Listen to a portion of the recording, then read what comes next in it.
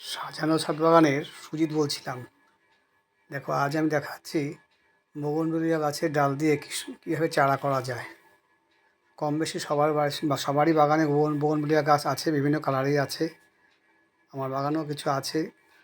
তাই আমি কিছু ডাল পেন্সিলের সাইজ মোটামুটি দেখতে হয়, কিছু ডাল আমি কাটিং করেছি।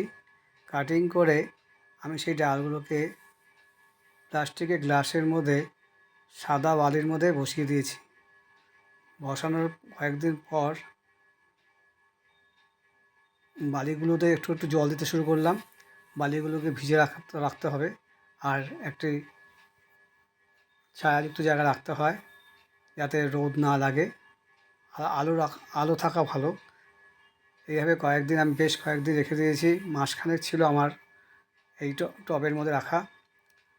আর রোজ বালিটা ফলো লক্ষ্য রাখতে হয় যাতে বালিটা ভিজা থাকে, শুকনো হলে অত অসুবিধা হয়।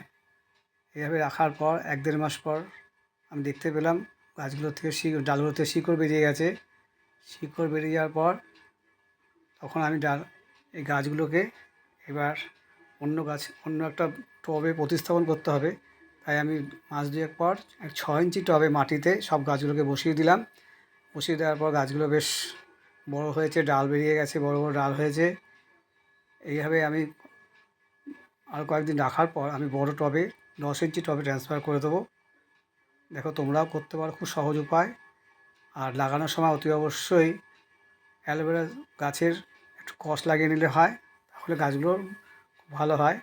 আর ডালের মাথায় একটু সার্ফ জাতীয় কিছু লাগিয়ে দেবে যাতে পচন না ধরে। তাই এইভাবে আমি করেছি। তোমরাও করতে পারো বন্ধুরা, করলে ভালোই লাগবে।